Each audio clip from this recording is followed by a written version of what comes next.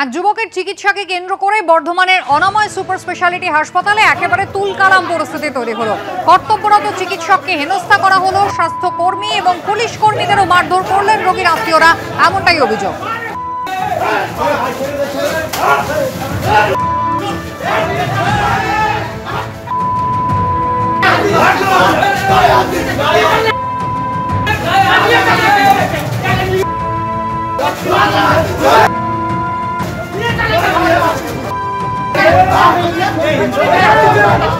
আমাদের প্রতিনিধি কমল কৃষ্ণ দে ঘটনাস্থল থেকে রয়েছেন সরাসরি। কমল কৃষ্ণ, কি ঘটনা ঘটলো, কি অভিযোগ রোগীর পরিবারের যে একেবারে ডাক্তারদের ওপর চড়া হলেন, এমনকি যে পুলিশ কর্মীরা পরিস্থিতি সামলাতে এসেছেন তারাও বাদ গেলেন না?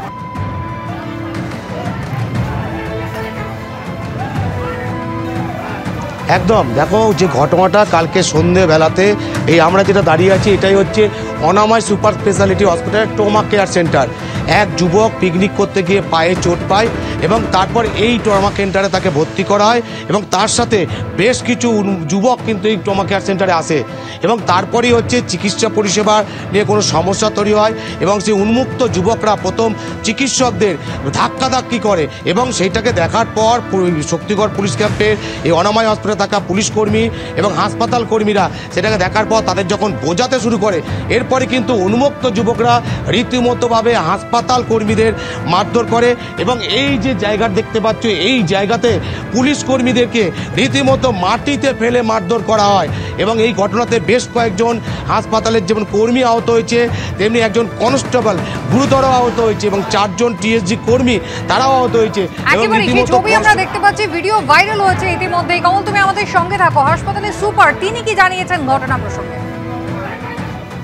একটা ইনজিওর্ড পেশেন্ট এসেছিলেন, তার একটা পায়ে ইনজুরি ছিল, সেই ইনজুরিটার জন্য ট্রিটমেন্ট চলছিল, ম্যানেজমেন্ট চলছিল। তার মধ্যে যে পেশেন্ট পার্টিরা ছিল তারা একটু অ্যাজিটেটেড হয়ে যায় এবং আমাদের ডাক্তারবাবু, নার্সিং স্টাফ, আমাদের নিজস্ব যারা স্টাফ আছে তাদের, পুলিশ পার্সোনাল, তারা বোঝানোর চেষ্টা করে তাদেরকে সরিয়ে দেওয়ার চেষ্টা করছিল, কিন্তু কোনোভাবেই কিছু হয়নি। তারা সামান্য ভাঙচুরও করেছে, ডাক্তারবাবুকে ধাক্কা দিয়েছে। আমাদের যে পুলিশ পার্সোনেল একজন বেশ ইনজিওর্ড হয়েছে, তাকে অ্যাডমিট করা হয়েছে। বাকি 4-5 জন পুলিশ পার্সোনেলকে প্রাথমিক চিকিৎসার পরে ছেড়ে দেওয়া হয়েছে, তারাও আন্ডার অবজারভেশনে আছে এবং তারপর পুলিশ এসে পুরো ব্যাপারটা টেক আপ করে এবং এখন পরিস্থিতি একদম নিয়ন্ত্রিত। মুম্বাইয়ে অভিনেতা সৈফ আলী খানের উপর হামলার ঘটনায় এখনও বহু প্রশ্নের উত্তর অধরা। ধৃত বাংলাদেশের নাগরিককে মূল অভিযুক্ত বলে পুলিশ দাবি করলেও চাঞ্চল্যকর দাবি করেছেন ধৃতের বাবা। তার দাবি, পুলিশের হাতে ধৃত তার ছেলে, কিন্তু সৈফ আলী খানের বাড়ির সিঁড়িতে যাকে দেখা যাচ্ছে সে তার ছেলে নয়।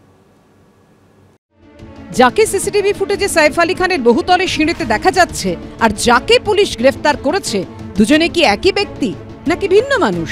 এই প্রশ্ন জোরালো হচ্ছে তার কারণ ধৃত বাংলাদেশের নাগরিক মোহাম্মদ শরীফুল ইসলাম শাহজাদের বাবা দাবি করেছেন পুলিশের হাতে ধৃত তারই ছেলে, কিন্তু সৈফ আলী খানের বাড়ির সিঁড়িতে যাকে দেখা যাচ্ছে সে তার ছেলে নয়। বাংলাদেশ থেকে টেলিফোনে এবিপি আনন্দকে দেওয়া সাক্ষাৎকারে এই দাবি করেছেন তিনি।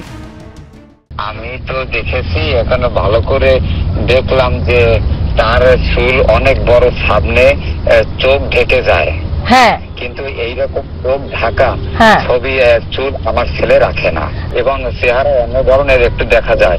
তারপরে আপনাদের ভারতবর্ষ তো বিশাল, কারো সাথে চেহারার কিছু না কিছু মিল থাকে এবং এ তো ছোটখাটো আমাদের বাংলাদেশে একটা প্রদেশের মতো।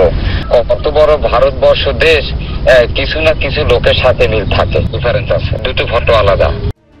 সৈফ আলী খানের বান্দ্রার বাড়ি থেকে মাত্র 35 কিলোমিটার দূরে থানের এক শ্রমিক বস্তি থেকে মুম্বাই পুলিশ গ্রেফতার করে মোহাম্মদ শরীফুল ইসলাম শাহজাদকে। মুম্বাই পুলিশের দাবি, এই ঘটনায় একাধিক তথ্য মিলেছে শরীফুলের কাছ থেকে। ধৃতের বাড়ি বাংলাদেশের ঝালকাঠি জেলায়, অবৈধভাবে ভারতে প্রবেশ করেছিলেন। মহারাষ্ট্রে এসে প্রথমে কাজ নেন একটি নির্মাণকারী সংস্থায়, এরপর থানের একটি পানশালায় হাউসকিপিং এর কাজ করতেন। সূত্রের খবর, যে হোটেলে কাজ করতেন সেখানে সেরা কর্মচারীর পুরস্কার দেওয়া হয় তাঁকে। দিন 15 আগে শরীফুল আসেন মুম্বাইয়ে। তদন্তকারীদের দাবি, শরীফুল স্বীকার করেছেন বর্তমানে কাজ না থাকায় চুরি করার সিদ্ধান্ত নেন আর সেই উদ্দেশ্যেই সৈফ আলী খানের বাড়িতে ঢুকে সিঁড়ি ভেঙে চলে গিয়েছিলেন একদম 12 তলায়। সৈফের বাড়িতে হামলার পর পুলিশের চোখে ধুলো দিতে বারবার নাম বদলেছেন, বদল করেছেন আস্তানা, কিন্তু শেষ রক্ষা হয়নি। গ্রেফতারের পর পুলিশের দাবি ধৃতের কাছ থেকে উদ্ধার হয়েছে বাংলাদেশের ড্রাইভিং লাইসেন্স, যেখানে ঠিকানা রয়েছে বরিশালের। এবিপি আনন্দ।